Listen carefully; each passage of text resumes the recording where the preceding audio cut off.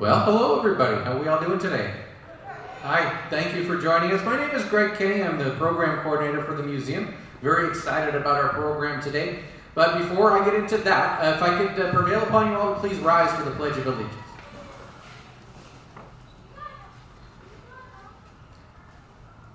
I pledge allegiance to the flag of the United States of America.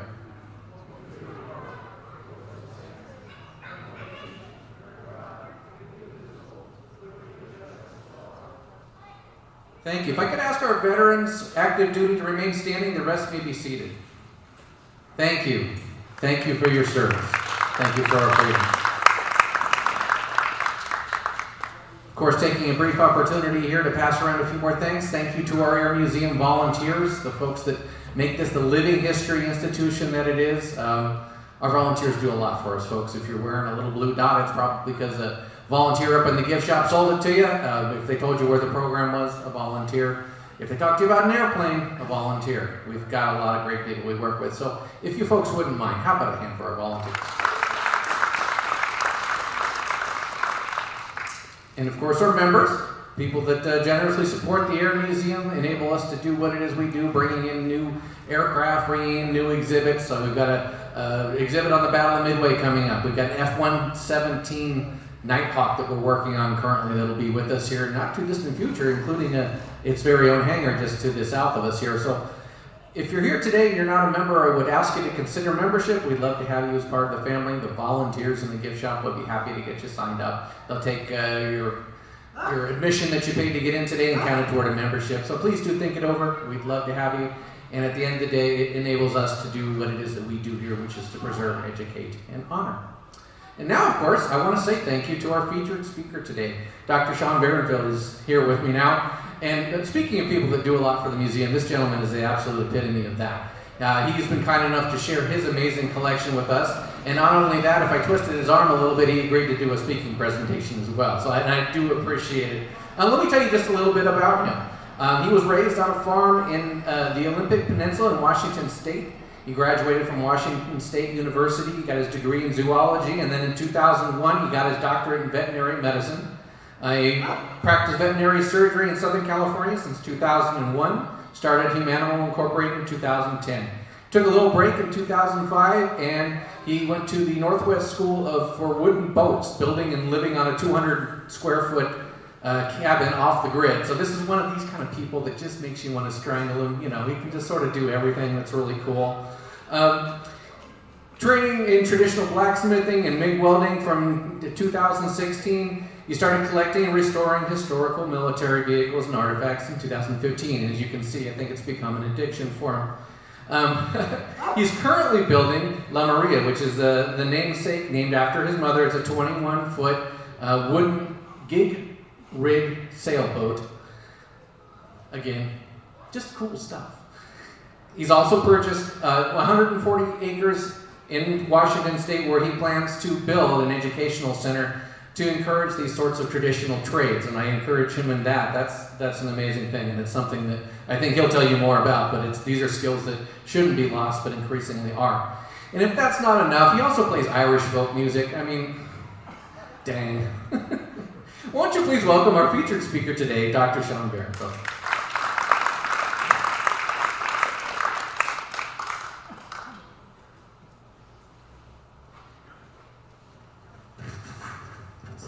Maybe a little higher?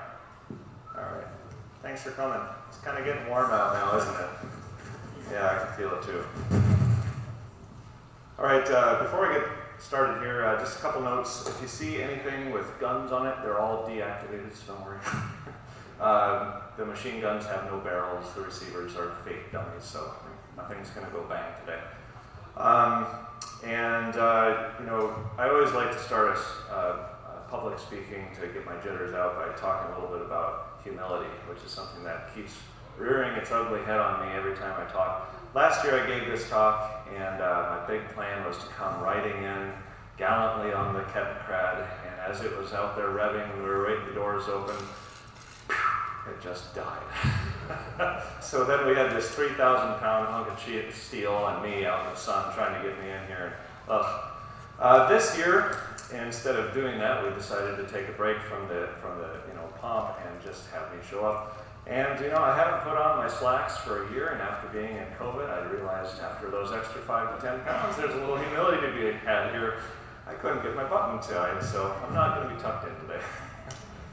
A quick overview of what we're going to talk about today. I tend to be very long-winded on this topic simply because I'm fascinated with World War II, my own German heritage, and I'll talk about how I kind of got into this, because 6 years ago, I didn't own anything from World War II. I had no knowledge on mechanics. I had no experience with MIG welding or any real knowledge about World War II other than grandpas of best friends and stuff telling me their stories. This is kind of a dark topic, I've found. I've been in it for about 5 years, and as you go around the world, this stuff isn't just down the street. You have to go find this stuff. A lot of times on the internet, a lot of times you have to travel to go see it before you just believe somebody and transfer them money, because anybody can just say, well, I've got this very rare piece, you transfer the money, and never hear from them again. I've had a couple of experiences in the beginning that taught me that. But in doing so, you meet some very, very interesting people. I've met billionaires who collect this stuff, and I've also met people who wear SS rings who collect this stuff, and there are neo-Nazis in America that collect this stuff. So there's a wide variety of people, and you have to be very, very careful with this topic, especially these days. Things are getting pretty volatile again. So I like that topic, though. I think it's something that we shouldn't put under the carpet. We have to be very careful, and obviously in our own country, things are pretty polarized right now, so I have to be, I have to tread equally on both political sides, because this is a very political topic. It's about Germany and World War II, but a lot of it transmits to what we're seeing today in a lot of ways. We'll talk a little bit about that. The overview today, I'm just going to give a brief history of the mobilization from World War I to World War II, what happened in Germany. And then we'll go into the collection itself. I'll just kind of show you some of the common features for the day and what was cutting edge, which we look at now, and it's all analog. It's all dials with little tick, tick, tick, and everything's so digital. It's like a road down to history to look at this stuff. It's amazing. And it fascinates me. So if I see really energetic about Nazi material, it's only because of my fascination with how simple, but at the time, how complex it was. And honestly, I love analog. I love traditional trades. I love seeing students not on computers. I love seeing them working with their hands, because if we're not careful, everybody's going to have skills on the screen, but nobody's going to be able to have skills for the infrastructure, which is the basis of society, right? We have to know how cables turn cams and do this stuff. It may seem irrelevant right now, but mark my word, I think we're going to see a change. I really do. I heard recently that the U.S. Navy is starting to teach its officers and seamen how to celestial navigate with sextants and reading charts. The reason is because other countries have learned how to damage our computer systems, and if we have an aircraft carrier out at sea that relies entirely on the internet, and somebody hacks into that, that thing is dead in the water. However, you can't shut down a sextant, at least not yet. All right, with that said, we're going to start here. I renamed this one the mobilization of Germany before, during, and after World War II, simply because I now have a post-war Unimog, and I would love to talk about that. So I have to include that in the talk. Let's see. Only the dead have seen the end of war. You're going to see 2 quotes from George Santayana today. This is one of them. I like this because it's very true. If you think about World War I, we call that the Great War. It was the war to end all wars at that time. Nobody could conceive a war worse than World War I, the trench warfare. And then came the war. If you look at all the books, it's called The Greatest Generation, and they fought in the war. World War II, a cataclysmic event that involved the entire world. That was 75 years ago, 76 years ago. There are people living today who fought in World War II still. They're dying off fast, unfortunately, but I remember listening to a lot of stories from my best friend Rob's grandpa, who was on the USS Saratoga, and those stories were crazy. I mean, the things that were common in World War II seem so out of this world now, but at that time, and this is for all experience through history, things are normal back then. There's stories of, 5, 7 guys, I don't know how many get in the B-17, but they kind of knew they were going to their death, but because they were a group, they went in anyways, knowing that the chances of coming back. I don't know a whole lot of millennials these days who would get together with 6 other millennials, get into a tin cannon to their death. It's probably not too common these days for that sort of mindset. There's other bravery today. I mean, it wears different shoes.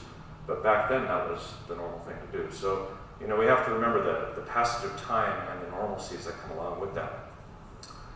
The reason I bring up this slide is because we don't know what's up in front of us. It could be bright, sunny shores. What they called the Great War, the war to end all wars, the war, we don't know what's coming up. And Albert Einstein made a prediction and said the next war will be fought with nuclear weapons, probably worse now, because Albert Einstein didn't know what we have now. And the one after that would be fought with sticks and stones. So it'd be really great if Albert Einstein's prediction didn't have to heed actual experience. Maybe we can prevent that sort of thing. So that's more than just one person or one group can control, but that's my hopes anyways.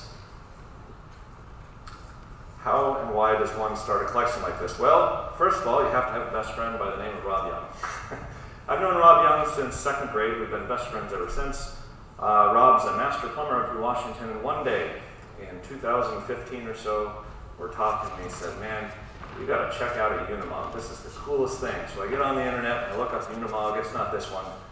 And within about 5 days, I found out in Landers, which is just past Yucca Valley, a Unimog, and I was a proud owner of a Unimog.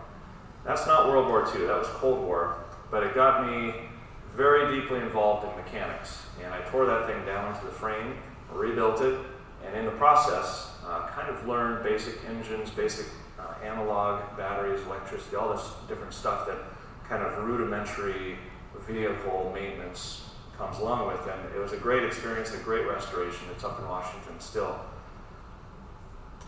And that led to a motorcycle, and that motorcycle led to 2 more motorcycles, and those 2 motorcycles led to a car, and then I had a Kugelwagen, and then a Kettenkrad, and then I was looking at, biplanar rangefinders and 20mm cannons, and it just kind of whoop like that, and I was traveling all over the world, getting more and more of my collection and meeting more and more people.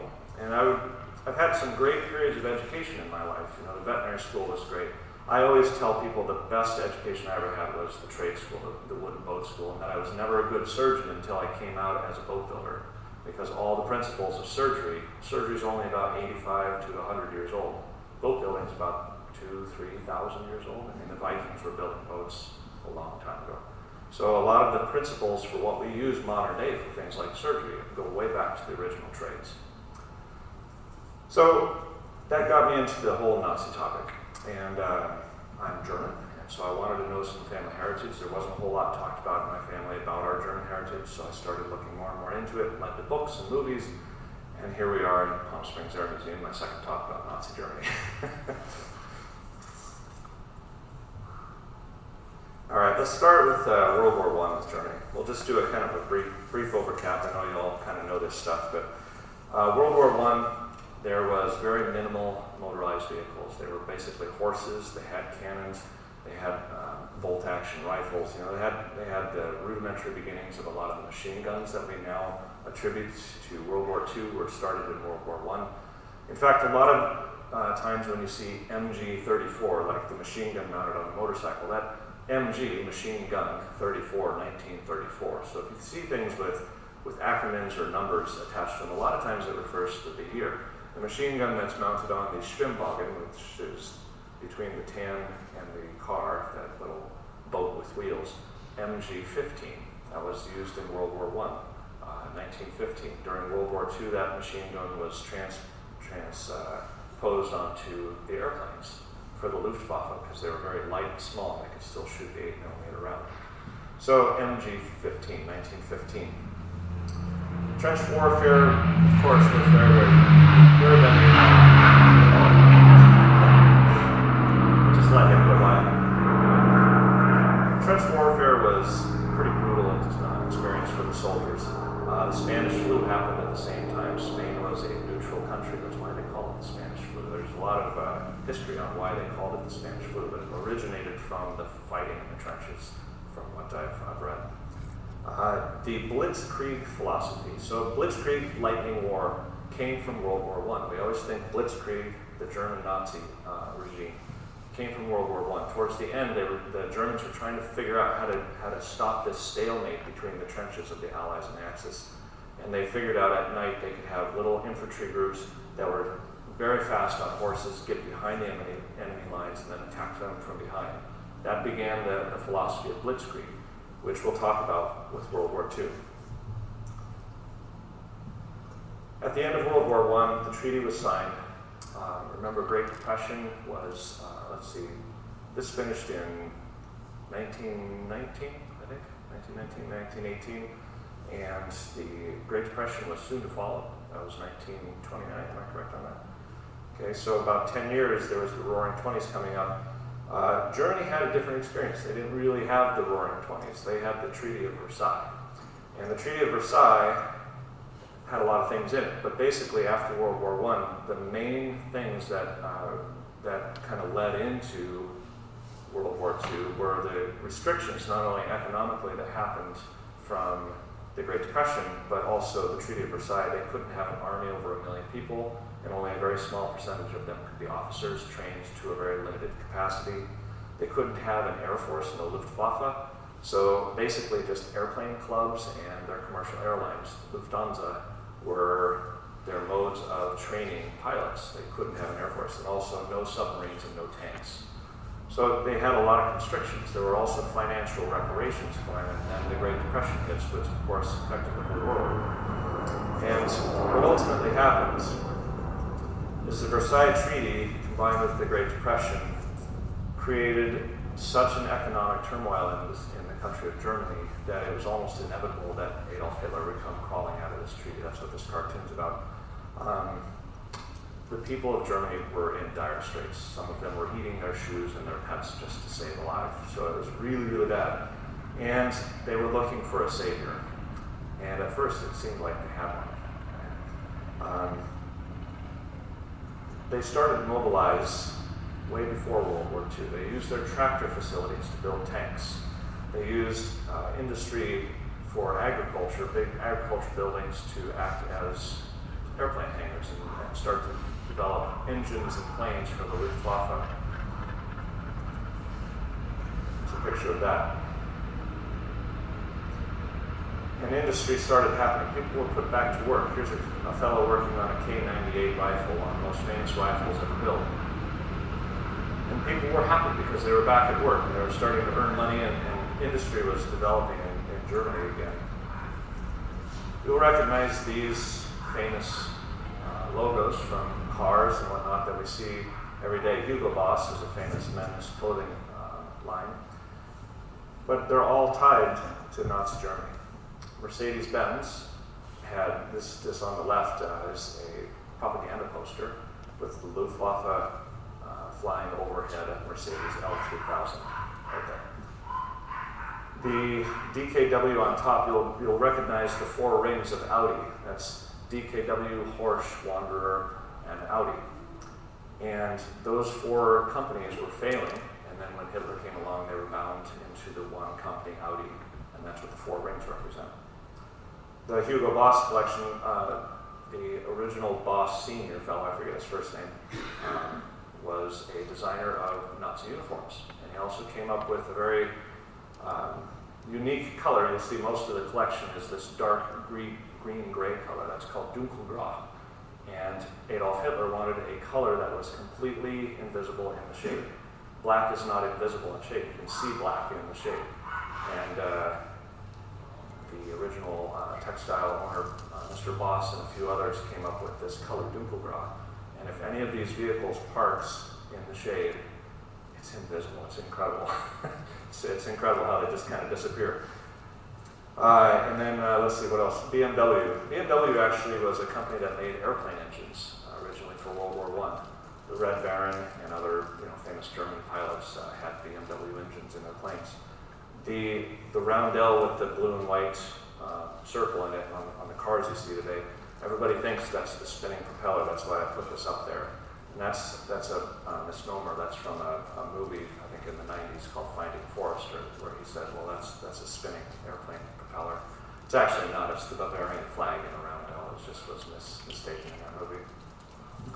So you'll recognize those. Porsche, by the way, Ferdinand Porsche was the original designer of Volkswagen, the people's car. So we'll talk a little bit about that. There's a thousand Nazi generals and personalities through the World War II that I could possibly bring up. I like to bring up von Sicht and also Guderian. So the first one, Hans von Sicht, is the one with the monocle there. He was a soldier in general from World War I. He played a part in between the two wars as an overseer of the army. And then he retired, and then he was brought back during World War II. His importance here is that he was very instrumental in reorganizing and developing the German army around the Treaty of Versailles, how to kind of find the fine points, kind of like lawyers do today to get things through. He found the fine points on how to develop an army under the guise of it's just being agriculturally built, or it's just us training people in airplane clubs and stuff like that. Heinz Guderian on the right there, he's up there because he was an advocate of the Blitzkrieg, and again, lightning war. And a lot of the early war philosophy for Germany, remember they were on the offense at that time. From 1939 through 1941, 42, they were basically offensive and expanding, not only west but also east into Russia. And the Blitzkrieg philosophy of warfare was a new one, and it was very effective. So basically they would have infantry divisions on wheels, motorcycles, supported with the air strikes, and then the tank division, the Panzer divisions, would follow through. The front line of the Blitzkrieg was always these motorcycle units, and I have a couple of motorcycles here. Those are both early war, 1940 and 1941 BMWs. You'll notice that they're lower to the ground, and they are civilian motorcycles that were conscripted to the war effort until later in the war, 1942, 43, 44, they were building BMWs and Zundaps that were higher up and more capable for the war. But at the beginning, all the resources just grab bicycles, grab motorcycles, paint them Dunkelgrau, and go. And so these early war bikes were designed around the Blitzkrieg philosophy. One person riding, one on the back, which was the rifleman, and then one guy on the sidecar. When they got to their destination, parked the motorcycle under a tree, got into a foxhole. The motorcycle guy jumps off, he's feeding the bullets into the machine gunner, and then the guy with the rifle is the one that's sniping and protecting them. But it was a very effective way of attacking towns before they had a chance to really respond. So we'll jump into the collection here for a bit, and we'll go over some other stuff afterwards. So the first one, nothing motorized, it's a bicycle. So this is a common bicycle that you would have seen during the 20s and 30s. I've got a couple of extras on there, it's very dusty right now, but you'll see almost every bicycle from that era.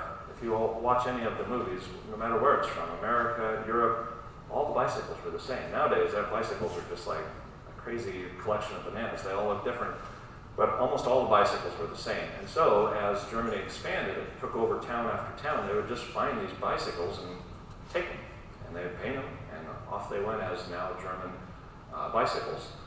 We always think of the German army as this Panzer division, this really powerful tanks and half-tracks and all these things. That only accounted for about 10 to 15% of the German army. The other 85% were on foot, on horses, and on bicycles. And we just don't think of that because it's not pushed in the movies, but a lot of them were on bicycles. The bicycles are rather interesting. You'll see on that particular one that there's a lot of parts that are added to it. You can see in this picture as well. The box in the middle is a machine gun canister box. And so if you pop the lid, there's a machine gun canister which holds, I think, 150 rounds. And they also would use that box to put the potato masher hand grenades. You can line 3 of those inside that box. They would also put the hand grenades and extra bullet cans on the back rack. There are different varieties of this bicycle that would mount machine guns. You'll see in this picture an SS patrolman with a machine gun mounted over the top bar. They carried them everywhere. These bikes are not light. Nowadays we have bikes that are 10, 15 pounds. That thing is ridiculously heavy. It's like 45 pounds or something like that. It's crazy. And then you put on all the gear, all the wool. You know, nothing was Lycra or anything back then. It was all wool, heavy wool, and leather, and the canisters, the gas masks, the bullets, everything. It's just so heavy. I'm sure these bikes would easily weigh 80 plus pounds when they're carrying them over rocks and streams. I like this picture because it kind of shows a bike unused. That either means that they just stole this one and they're moving on to their next place, or maybe they just lost a brother in battle, I don't know. But they don't want to let go of the bike because the bikes were so valuable. It's much better than walking. All right, the first vehicle is the Opel Kadett. And this is just an officer's car. It's over there, kind of third from the left. I like the Kadett. It's a very interesting vehicle, but I like it particularly because it showcases a couple of very unique features that these cars and trucks almost all have in common. So we'll just kind of look at this real quick. First of all, the color. It's Dunkelgrau, and this car was 1939. Early war, Dunkelgrau was the color. Everything was Dunkelgrau. It wasn't until 1942 that Adolf Hitler recognized that they were going to be on retreat, so they started painting things Kogel, which is dark yellow. And then towards the end of the war, on the real retreat, 1944, 1945, everything bigger than a bicycle was basically camouflaged. The Kettenkraft's an example of that, 1944. The features on this car that I would like to show you, very first thing is on the left fender. It's kind of hard to see, but if you can't see, you can walk around and look at these. A lot of these vehicles have them, so I'll point them out on each one. Is a blackout light. And that little kind of German helmet-looking thing is basically a lot of the time that the German military was mobilizing during World War II was at night, because there were not a lot of technologies to see things moving at night back then like they have now. You know, we have all this crazy radar and stuff now, and that wasn't as commonplace back then. So they would just drive at night. But your headlights make you a sitting duck for a red tail coming down and strafe you with bullets. So what they would do is they'd drive in formation. And that required to be able to see, of course, if all your headlights are off. So the black light, or no-tech light, it's called no-tech light, would shine a very thin, flat beam right in front of the vehicle so that you wouldn't drive off the road, but you couldn't see a whole lot else. What you could see, however, were the taillights in front of the guy, or in front of you. And the taillights weren't taillights either, because again, easy to see. And so the no-tech taillights is this little flap that comes over the taillights, and it gives you 4 lights. When you're too far away, it's 4 lights. When you get close enough, it's 2 lights. And if you get too close, it turns into 4 lights again, 4 little green lights. And that's how they followed each other. It's specifically, when your eyes would see 2 lights, you knew you were between 10 and 20 meters away from the car in front of you, and they all followed each other just looking at those 4 lights. Another feature on the Opel that I'd like to show is those little flags on either side of the front windshield. That's how they signaled. They didn't have the flashy signals, and so they'd have literally just a fan that would open, and that would indicate to the guy following you, you're going right or left, which is kind of fun. Let's see. You know, speaking of some of the limitations that we look at now that they had back then, they didn't have a whole lot of plastic. In fact, plastic kind of was a new thing right at like D-Day. Some of the people storming the shore at D-Day had plastic sheaths over their rifles to keep the sand out of the rifles. But almost all of the materials in Germany, just leather and metal and wood. We're kind of going out there. Leather, metal, wood, not a lot of plastic. There was a precursor to plastic called Bakelite. And Bakelite you'll remember from those old phones from the 20s that you'd hold up to your, that's an example of Bakelite. So it's kind of a rudimentary precursor to plastic. And so on some of the machine guns or even on pistols and stuff from World War II, you'll see Bakelite handles instead of plastic. They also had no internet, right? There was no internet, there were no cell phones. A lot of the things we just assume for today didn't exist back then. So communication was by very rudimentary radio, analog systems, and navigation, charts, maps, compasses. And it's fun to go back and look at these old charts because, man, they had to figure it all out. I maintain that the brightest minds in the world existed from 1800 to about 1930. because we have very bright people now, but we all assume the answer on the computer or the calculator is correct. They actually had to do long division to figure it out first before they could go on to the next invention. So I really like that they had to go from scratch for everything that they made with basic skills of mathematics and physics and stuff. It's pretty neat. I think that kind of covers the Opel. Opel was built by Ford, and Ford factories in Germany converted over to building these Opel cars.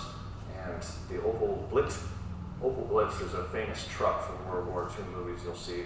It's basically the cousin to the Mercedes L3000.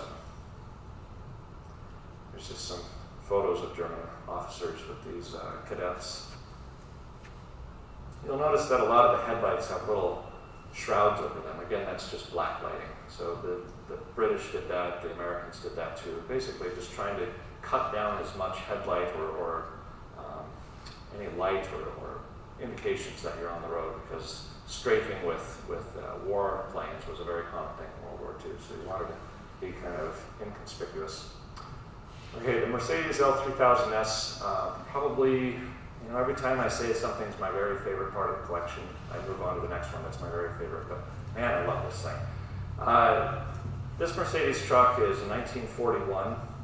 It oozes early World War II Germany. It has the blackout light, no tech light on the front. It has these covers. You'll see on some vehicles little whiskers with white balls on them.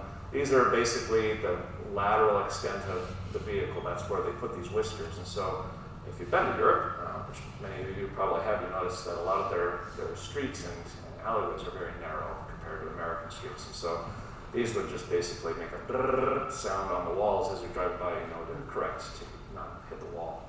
That's basically what that is.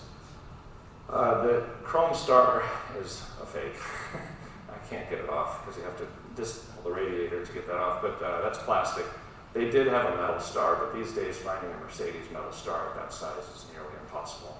And they would probably want about $4,000 for that silly star, so I'm going to just go with the plastic one for now.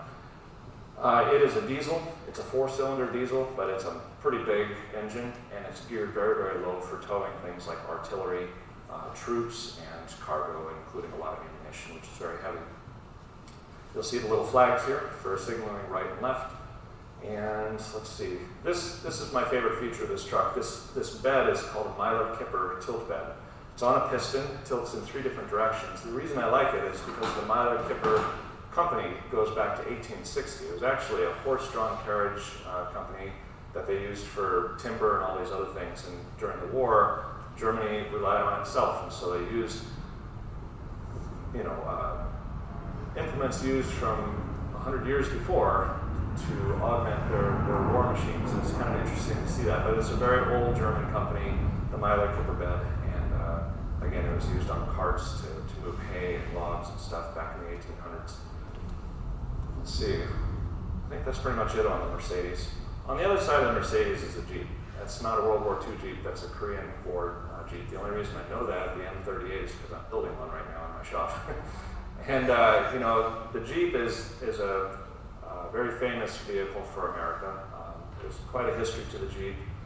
And the M38 can be discerned from the World War II MB by 2 main features. The front headlights are bulbed out instead of recessed in, and the windshield is a solid single pane of window instead of split. World War II MB had a split windshield. The reason I bring up the Jeep is not because it's part of the German talk, but kind of, because the Jeep has been often compared to the Volkswagen Kubelwagen, which is a 2-wheel drive vehicle. The Jeep, very famous, can go anywhere, do anything type of vehicle. It had the Go Devil 4-cylinder engine, 4-wheel drive, short wheelbase. It could crawl over just about anything. It's 3-speed, and the first gear is very, very low, so you can just churn over everything. So can the Kubelwagen, and I think that's our next vehicle here. If you ever have an interest, you can look up the Kubelwagen versus the Jeep. And it's very interesting. They put these 2 vehicles head-to-head on some of these rally tracks, and the Kubelwagen keeps right up to the Jeep and sometimes actually outperforms the Jeep, which is amazing because it's just a rear-wheel drive vehicle. It's not 4-wheel drive. But here's a couple features about it. First of all, Kubelwagen, bucket car, bucket seat car. And it was one of the first designs that had bucket seats instead of bench seats.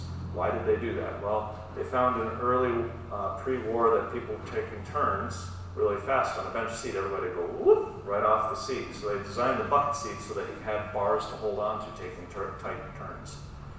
The Kubelwagen is often mistaken for the Volkswagen Thing. The Volkswagen Thing is a 1970s version of the Kubelwagen for civilians. The Kubelwagen is actually the World War II military vehicle.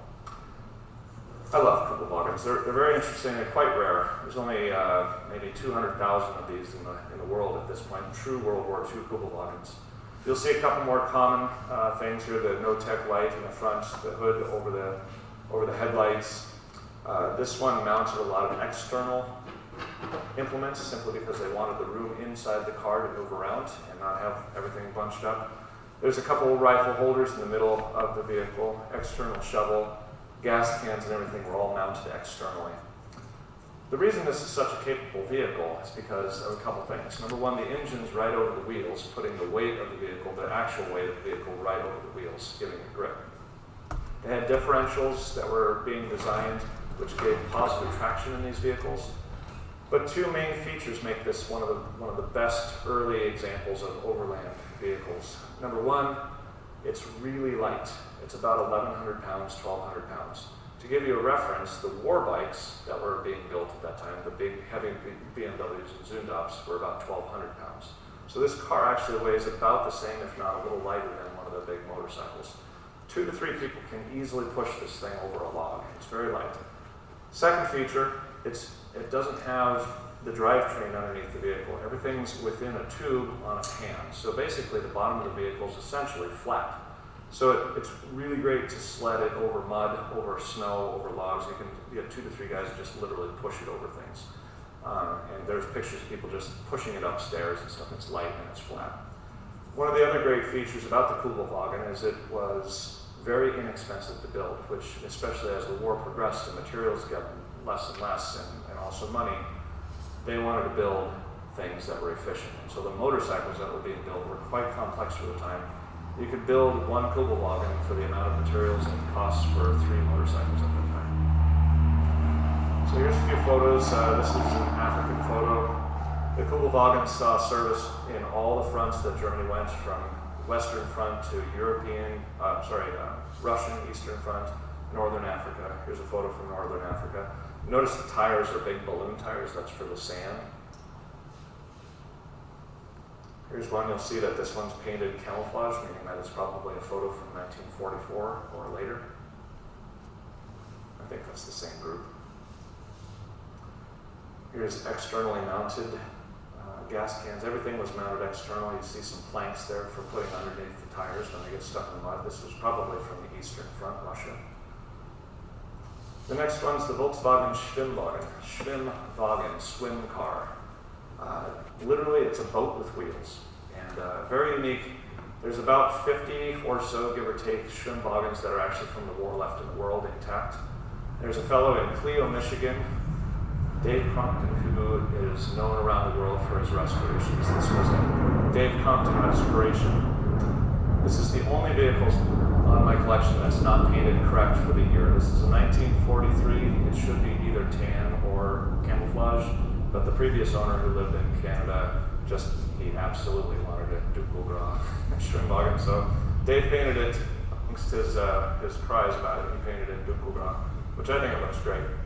It had an external, two different external mounts for machine guns, one facing back, one facing forward.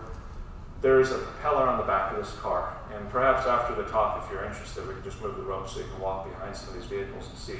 The propeller, it runs directly off the drive, and the person in the back seat would basically turn around, take a wand, and just drop it onto the drivetrain when the car went into the water. First gear is 4-wheel drive.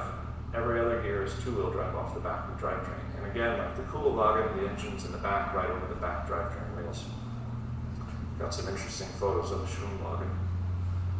It's kind of a dark photo. But that one's very muddy. It makes me want to believe that it's also a camouflaged Schwimmwagen, so it makes me believe it's probably Eastern Front 1943. Camouflage, late war.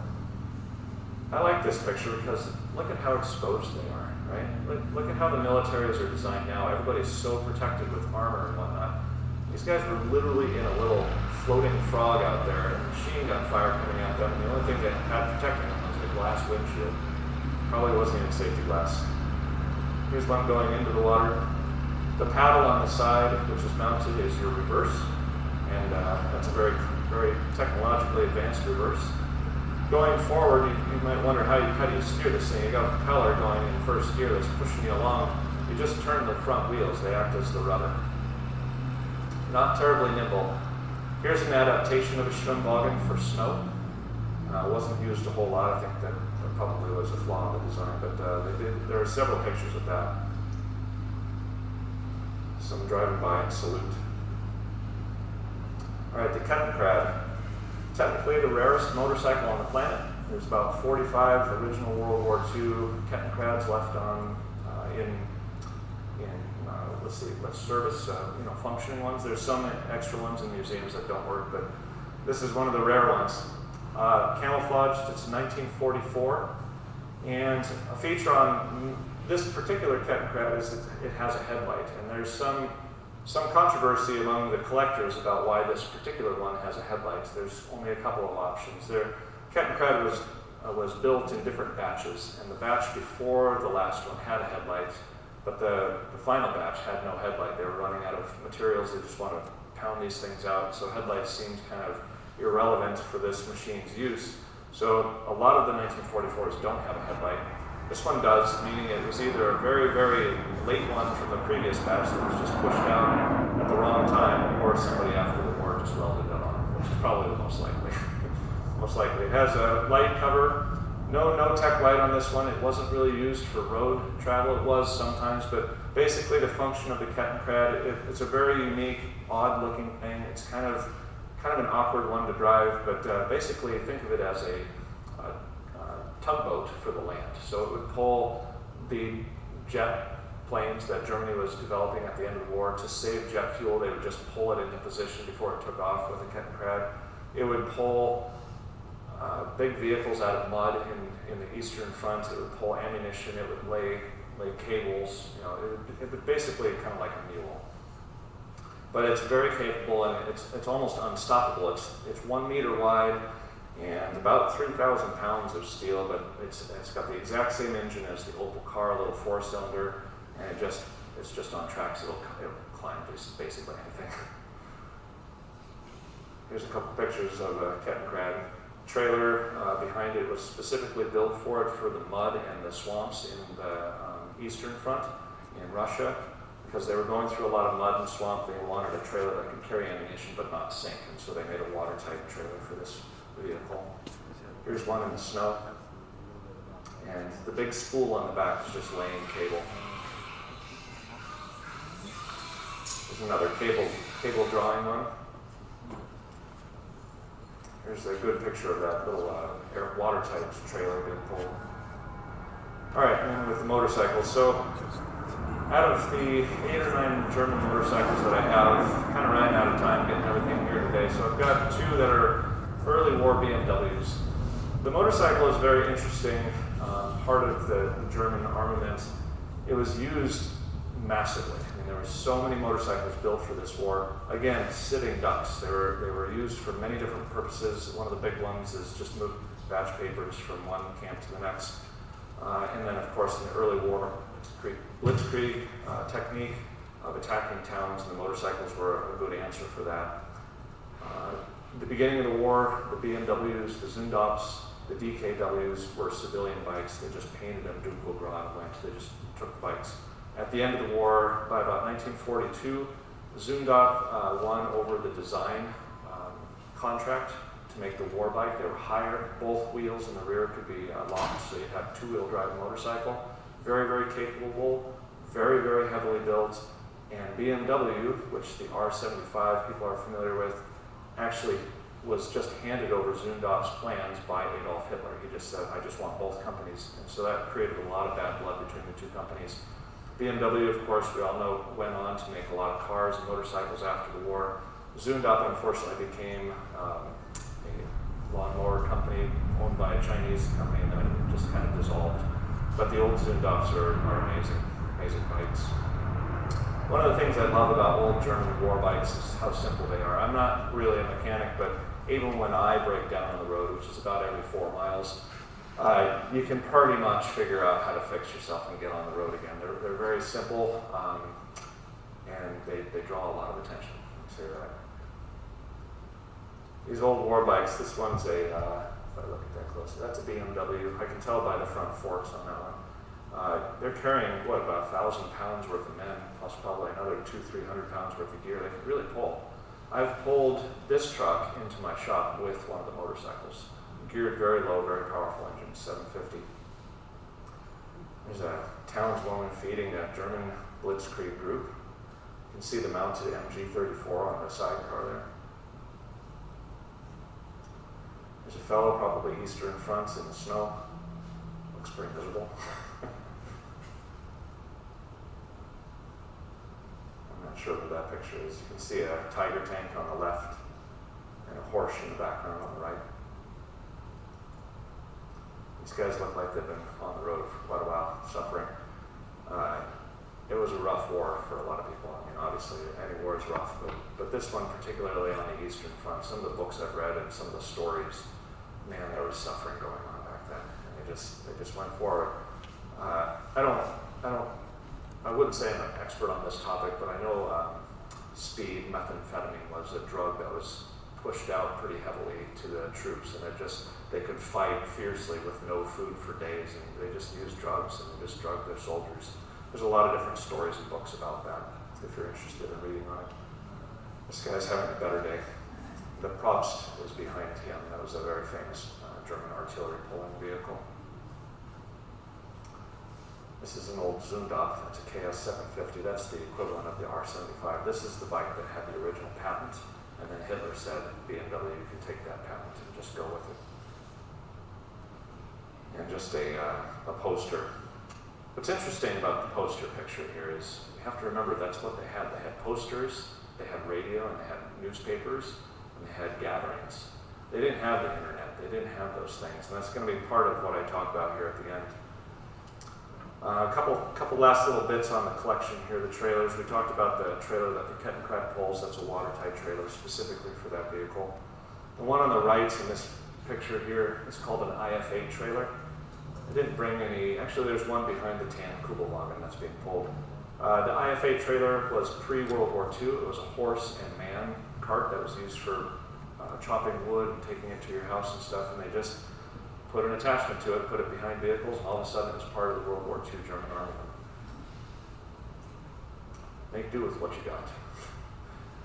These are the two recent additions to my collection, the Flak 38 cannons. You wouldn't believe what it takes these days to get a 20mm cannon into the United States of America. It is not fun, and I learned it the hard way. I will never buy anything artillery or gun-related across seas again. These are two examples, one on that end, one right here, of the most mass-produced anti-aircraft weapon in history. These were mounted on boats, on the back of trucks, such as the Mercedes L3000. They were pulled behind cars. Even a Kugelwagen with the appropriate undertrain tow hitch could pull one of these things. They weigh about 1,200 pounds, and they're on a carriage. That's the wheels and the frame holding it. But basically, they would be plopped down with a team of 3, and they're on a tripod. They just sit there on the ground. And they have both elevation and traverse, and they can really move those things. A guy who's trained to do that with these 2 wheels can move that thing like a guy who's doing a backhoe. I mean, it's just amazing how articulate you can be with this. It shot canisters holding 20 rounds apiece. The canisters would be fired at a very fast rate. And if you ever want to see these in movies, the movie Red Tails has a great scene of when the Red Tail squadron attacks a German airfield. There's about 4 of them shooting at them. Great scene of them.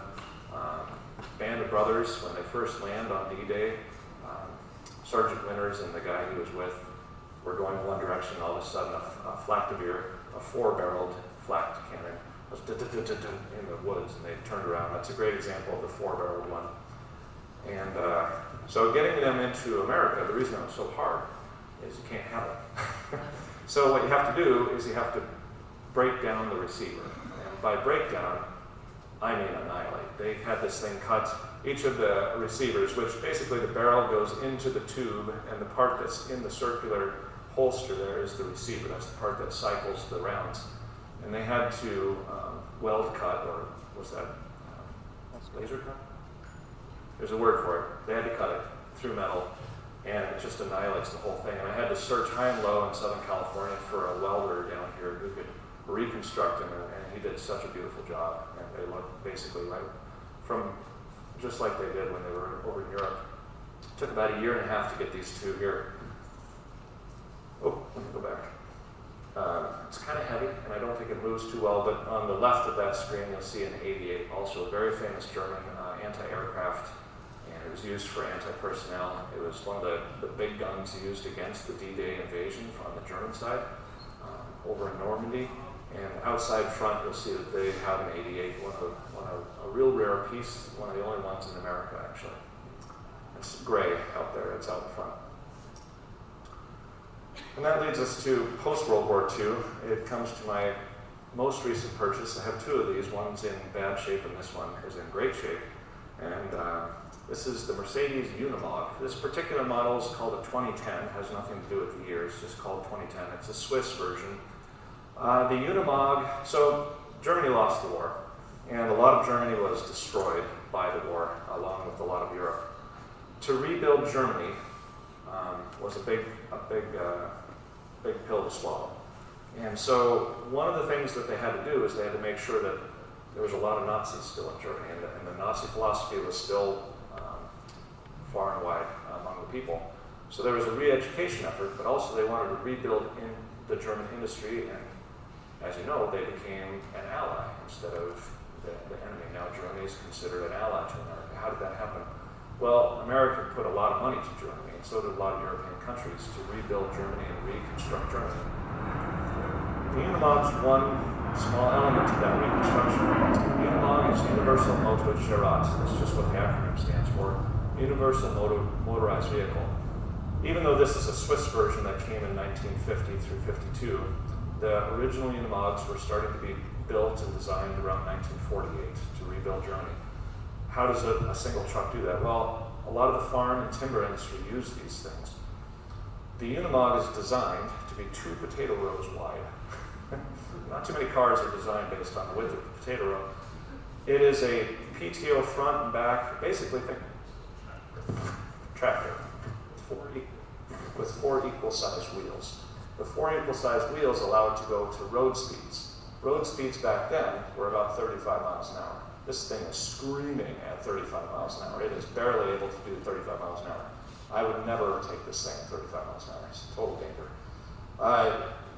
So road speed was from the 4 equal tires, but the tractor enabled them to do things like farm and pull timber and do all these different implemental farm and industry uses. Here's one where he's doing a reaper sower type of implement off the front, PTO, powertrain offtake. So they could run implements both front and back off of this tractor. Here's one pulling a harvesting machine. Here's one timber pulling a lot of trees. They just took the whole cab off this one. So what's the point of the cab for this thing? Nothing. It's basically just a train on the soil. Here's one pulling quite a bit of weight. It's a little 4-cylinder diesel. It's just maybe about this big, the engine's a tiny little thing, but it's geared so low that first gear is almost like a concept. And you're not actually, you just take your foot off the pedal just as they're idling in first gear. Full blast on first gear is slower than a person can walk with hindrance. It's very, very slow. But it'll climb just about anything. We've seen this guy before too, the Kettenkrad. 5,000 Kettenkrads were allowed to be built after the war, not for military purposes, but they saw the value of that vehicle as what it is. It's a tracked vehicle that can pull timber. It's got a tremendous amount of torque. And so they used it for timber, for agriculture. Here's one spraying probably seed or fertilizer. So they were using that one after the war. This is a great picture. Remember I said at the end of the war they weren't putting headlights on. Well, the headlights on the Kettenkrad during the war were mounted high. This guy just put a headlight on the bottom. Again, this may be an example where somebody just welded it on after the war. But you know, that's what it looked like. If you kind of ignore the headlight, that's what a Kettenkrad looks like without a headlight. So that comes to the final part here. Why is this all important? Why did I get into this? I don't know. I don't know why I got into this. Because of Rob. Half of the things I do in my life are just because Rob says, hey, check this out, and whatnot. But it's good to have a friend like that because it opens doors, and it opens, for me, a 5-year odyssey of learning and reading. Has anybody here ever read Mein Kampf by Adolf Hitler? Just a couple of hands, 3, 4. I had the distinct displeasure of reading Mein Kampf during the pandemic. I had about 2 or 3 months of downtime this year, and aside from putting on 10 pounds so I can't button my own pants, I always was like, I should really read Mein Kampf. So I found an English translation, and it's about 700 plus pages of the exact same sentence over and over and over. That's how I felt about it. It really, he used the term daily bread about 4 times every paragraph. He just kept going. It's a terrible read, but it moved people. This was a time when people were desperate, where they were divided from their surrounding countries, where they were repressed, they were facing severe economic repression, depression, and resources were low for Germany, and they had a low self-esteem because they had just fought World War I and lost it. Germans are very proud people. I can say that from my own experience. We're very proud, stubborn people, and we're very bright people. We're not dumb. Germans make some of the best cars. They make some of the best instruments. They make, as a surgeon, you want German instruments. You don't want stuff from Pakistan. You want it from Germany. There's a reason for that, right? There's a reason Mercedes-Benz and BMW are what they are, because they're built with a level of integrity and planning for the future. The Jeep, the M38 there was not World War II, but the Jeep's expectation in battle was 3 months. They built it to last 3 months in battle. The Germans built this stuff not only to win the war, but also to last after the war, to control the countries that they built, or that they beat after the war. These things are built for the time very, very well. These Volkswagens, you just turn, as long as you got a good battery, you just turn the key and you just fire right up. That's not so true about a lot of the American stuff. You really got to keep working on these things. These are really tightly developed vehicles. Germany was in trouble around 1930s, early 30s. Adolf Hitler is just another person. It's just a human being. A lot of people say he was born evil. I'm not so sure about that. He was born a child. He was born into a family. His father was an anti-Semite, and that's an influence, right? Apple falls not too far from the tree. And so Adolf Hitler became one of the most notorious people on earth, but he didn't start that way. He started that child, and it's all about environment. The environment people are in, the stresses that they're put under. He was an accomplished artist living in Vienna. He had very strong opinions. He met maybe the wrong people, and you hang around the wrong cats long enough, you become one of those cats, right? So Adolf Hitler, this is a photo. I don't know if this was actually during his internment in prison, but he wrote Mein Kampf while in prison around 1926. And that book, like I say, is kind of a tough read. I didn't get through all 700 pages. I just fell asleep. It was a great way to fall asleep. But it moved people. And he was, without argument in my opinion, one of the most prolific public speakers of all time. We don't want to give him credit for things, but he was an amazing speaker, and he moved people to madness, right? So he was an inspirational person. He gave them direction. He gave them industry. He brought on the Autobahn for Germany, a huge project to bring jobs. They saw him as a visionary. They almost saw him godlike. And the reason I bring this up, and also you'll notice that all of these slides are in black and white, and there's a reason for that. Here he is with Ferdinand Porsche, the originator of the Porsche company, showing him the prototype of the Volkswagen Bug, the people's car. He wanted an affordable car that can mobilize people, get them off the horse and into the modern world. And he wanted all of his people to be able to have at least this car. Here's a photo of him with thousands of people watching him stepping into a convertible Volkswagen. But then something went terribly wrong. And I think this is probably the most important thing I can do as a speaker at an air museum with a small collection of German stuff is to maybe bring this up. I'm not an expert on the topic, but if you just sit and watch this world, things are repeating themselves. And we have to be very, very careful about this. we have our own politicians these days. And who's to say who's going to be a leader versus the next Hitler? Nobody really knows. We have all these characters from after World War II until the present day, and any one of them with a mob behind him and finances behind him, or her, could turn into another Adolf Hitler. Maybe not now, maybe in 50 years.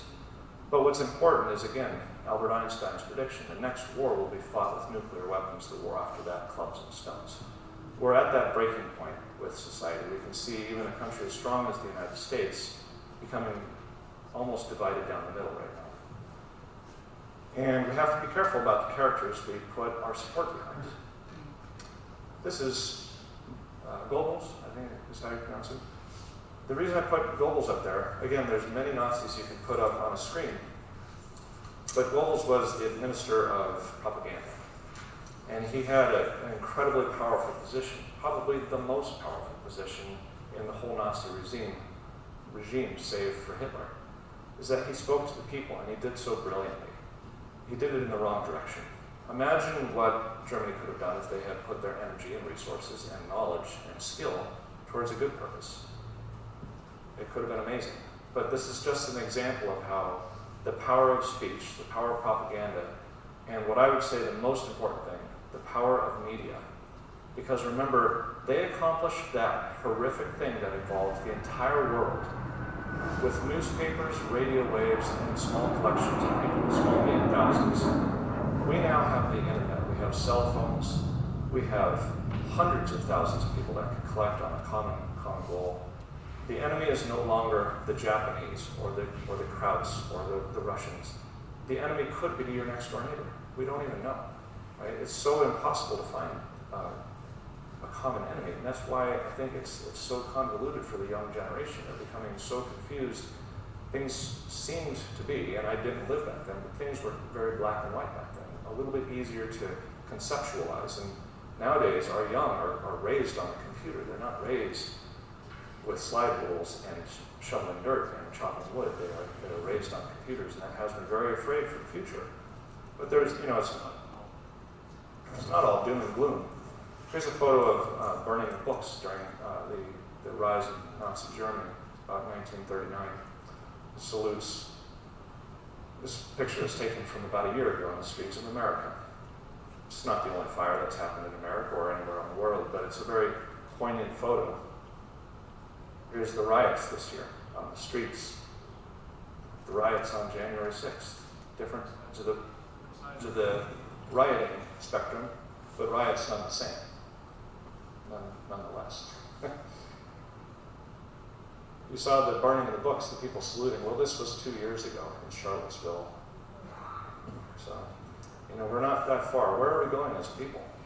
We see a collection like this, and we see, we can group it as an evil time in history. But it didn't end then. Evil does persist, and it's our responsibility not to sweep it under the carpet. We have to talk about it. Places like this need to exist because we have to keep teaching and talking about it. If we lose the dialogue, then history repeats itself. And that's my last saying from George Santayana. So those who do not remember the past are condemned to repeat it.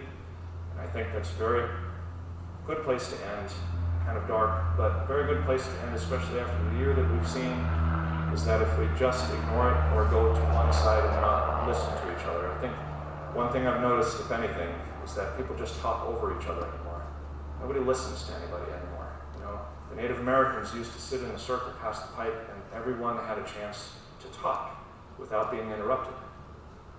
And how often do you turn on Fox News Network or CNN and people are allowed to talk? They immediately talk over each other. Nothing gets accomplished if you're not listening. You have to listen. We have to teach children to listen and pay attention. And this is where I think the next 10, 20 years of effort needs to go, is our children. And getting them to and have values. And this is a great example of where we should be using analog instead of digital. All right, with that, I'll be happy to take any questions about World War II Germany. Yeah. Let me come over with a microphone and do it. And next time I'm going to give you one of those big horns just to talk into. Way better. I don't understand the change in colors. Why in 43, the brown one, the dark one, they still needed the camouflaging. I can understand the camouflage. I agree with you entirely. It was an Adolf Hitler choice, and from the top down, the camouflage, yeah, like you say, the camouflage makes sense, but the camouflage, the base color was the tan, and I think that the camouflage, if my reading is correct, the camouflage came very soon after the tan, so they were basically repainting the base color. From 42 to 43 was all tan, and then after that, all the camouflage. There were different types of camouflage depending on your territory. And so instead of just camouflaging everything universally, like the mountains of the Ardennes forest would have different camo versus, you know, the steppe of Russia. And so I think because they were starting to regress and starting to lose territory, they decided that the Dunkelgrau, which makes no sense in savanna, in the steppe, that was sticking out like a sore thumb. Whereas when they were on the offensive, especially in the western part of Europe, treed, deciduous forests, coniferous forests, made more sense to have Dunkelgrau in shade. But there wasn't, this is just conjecture, but there was so much bombing going on, I don't think there was a whole lot of shade to be had in a lot of places anymore. But that was a decision that Adolf Hitler made to change the color. Any other questions? Yes? Oh, let me come up with the microphone. Just give me just a moment. Thank you. On this truck, you were talking about the bed Yes. being able to not only, like, I guess, tip, like dump, but to the sides. Why would it Good tip question. to the sides? The reason to tip to the sides would be the place that you're at. I mean, if you look at some of the trucks going down the freeway that are hauling oranges, for example, if you look closely to them, they're high on one side and short on the other side. And that's for unloading in one direction, but that's because the unloading ports in the United States are universal. You enter a certain direction.